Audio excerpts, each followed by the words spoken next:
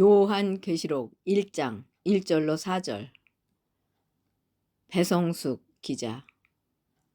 예수 그리스도의 계시라. 이는 하나님이 그에게 주사 반드시 속히 일어날 일들을 그 종들에게 보이시려고 그의 천사를 그 종 요한에게 보내어 알게 하신 것이라. 요한은 하나님의 말씀과 예수 그리스도의 증거 곧 자기가 본 것을 다 증거하였느니라. 요한계시록 1장 1, 2절. 요한계시록에서 차례로 주어진 엄숙한 기별들은 하나님의 백성들의 마음에서 첫째 자리를 차지해야 한다. 그 외에 어떤 것도 우리의 주의를 빼앗도록 허용해서는 안 된다. 사단은 영원한 사물과 관계 있는 진리들을 연구하는 데 바쳐야 할 사람들의 마음이 다른 데로 돌려지는 것을 보고 기뻐한다.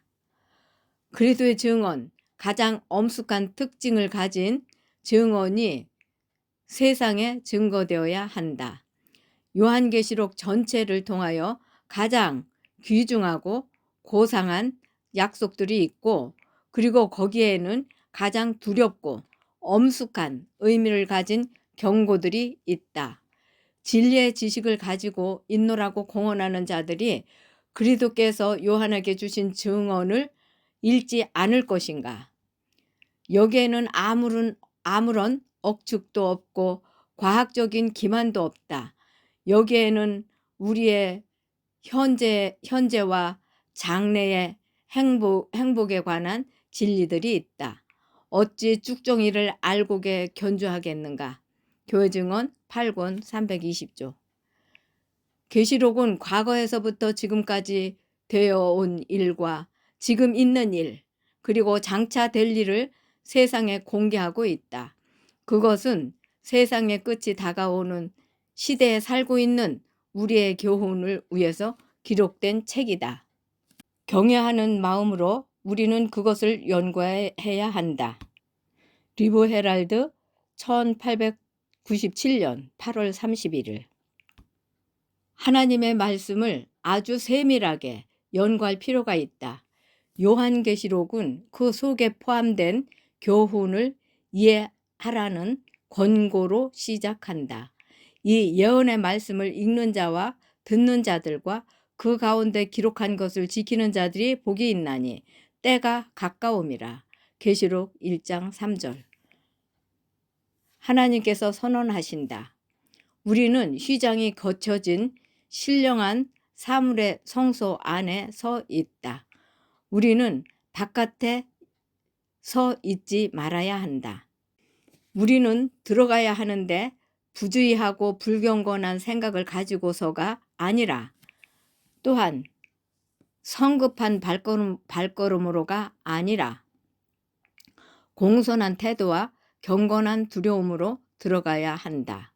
우리는 요한계시록의 예언들이 이루어지는 시대에 가까이 이르고 있다. 우리는 하나님의 계명과 예수 그리스도의 증거, 곧 예언의 신을 갖고 있다. 하나님 말씀 속에서 값비싼 보석들이 발견되어야 한다. 이 말씀을 연구하는 이들은 마음을 깨끗하게 해야 한다. 그들은 먹거나 마시는 일에 있어서 빗나간 식욕에 방종해서는 안 된다. 그렇게 할 때 뇌는 혼란스러워져서 그들은 이 지구 역사의 종말, 장면과 관련된 사물들의 의미를 깊이 있게 캐내는 수고를 감당할 수 없게 될 것이다. 그러나 좀 더 잘 이해하게 될 때 신자들은 전적으로 다른 신앙, 경험을 갖게 될 것이다. 그들은 열려진 하늘문을 엿보게 될 것이며, 따라서 마음과 정신은 심령이 청결한 자의 보상이 될 그 축복을 실현하기 위해서 모든 사람이 개발하여야만 할 품성에 대하여 깊은 인상을 받게 될 것이다. 주님께서는 진리를 이해하기 위하여 겸손하고 온유하게 연구하는 사람들을 축복하실 것이다. 이 책에는 불멸성과 충분한 영광을 지닌 큰 것이 많이 있기 때문에 이것을 열심히 읽고 탐구하는 이들은 이 예언의 말씀을 읽는 자와 듣는 자들과 그 가운데 기록한 것을 지키는 자들에게는 허락된 축복을 받는다. 계시록 1장 3절 목사와 교육자에게 보내는 증언 112쪽 114페이지. 모든 성경은 하나님의 계시이다. 이는 사람들에게 보내는 모든 계시다. 그리스도를 통해서 오며 그리스도께 집중되어 있기 때문이다.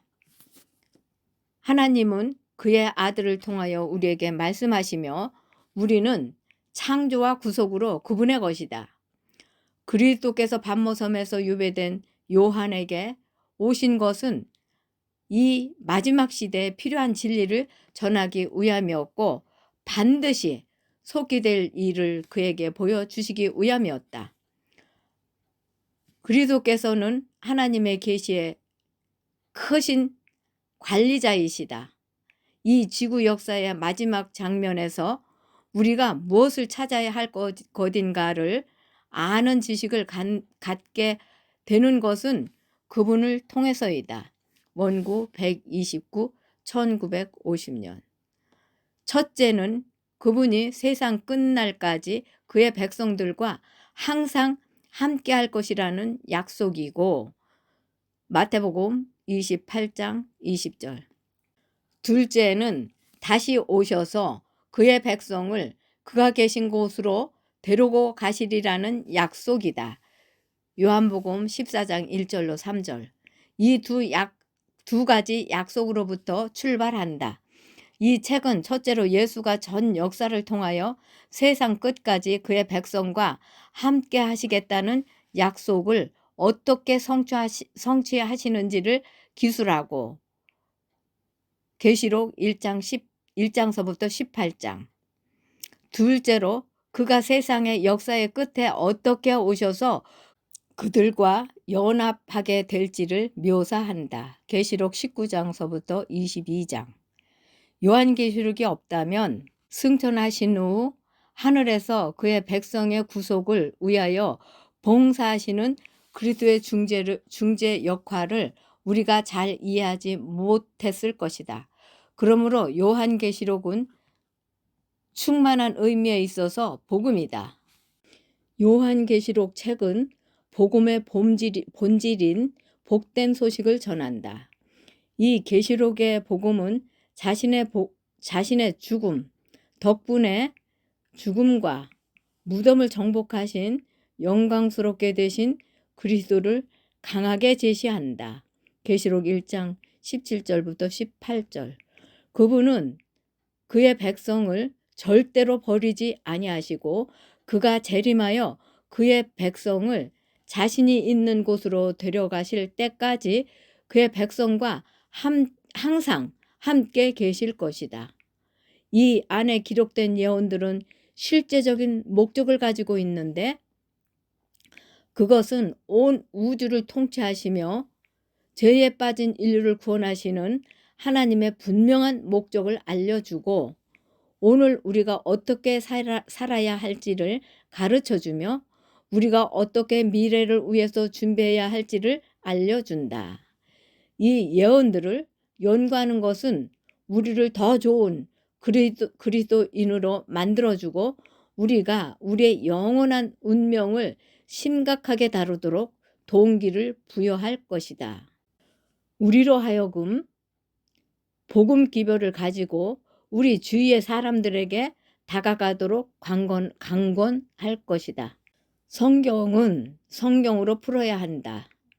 계시록에 나오는 어떤 상징들은 구약 성경이나 신약 성경 또는 계시록 자체에서 그 의미를 찾을 수 있다.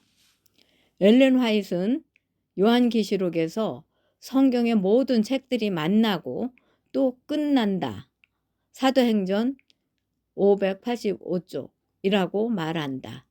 요한계시록의 많은 구절이 많은 신약의 다른 본문들과 직접적인 평행을 이룬다.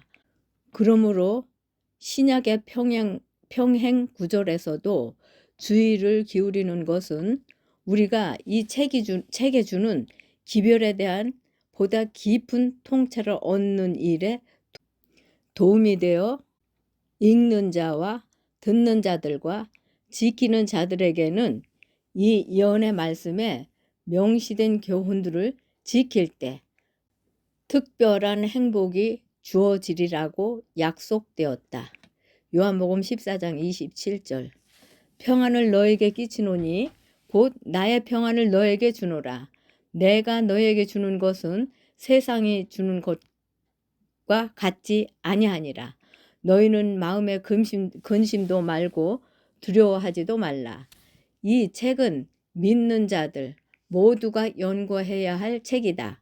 믿는 자들이 이 예언들을 이해하고 마음에 새기고 이를 실천할 때에 그 결과로 큰 축복이 그들에게 내릴 것이다. 하나님의 성령이 없이 하나님의 말씀만을 아는 것은 아무 소용이 없다.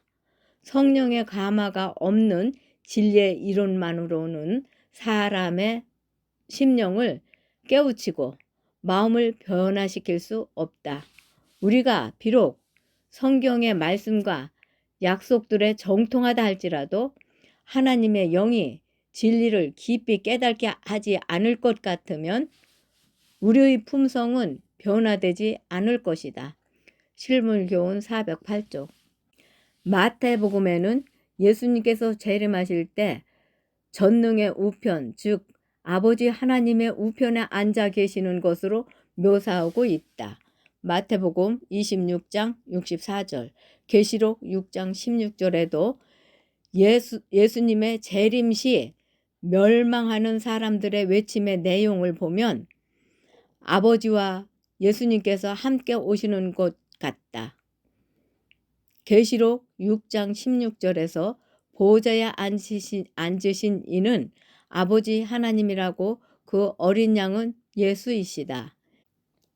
이제도 계시고 전에도 계셨고 장차 오실 이라는 표현은 하나님께서 모세에게 자신을 소개하실 때 나는 스스로 있는 자라 출애굽기 3장 14절 이라고 하신 말씀을 연상시킨다.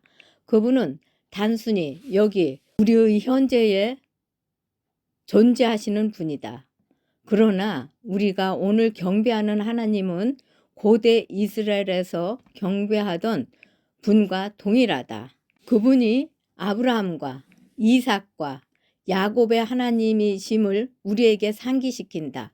하지만 그분은 과거에 계셨던 것처럼 현재에도 계시고 미래에도 단순히 존재하시는 것 이상으로 오실 것이다.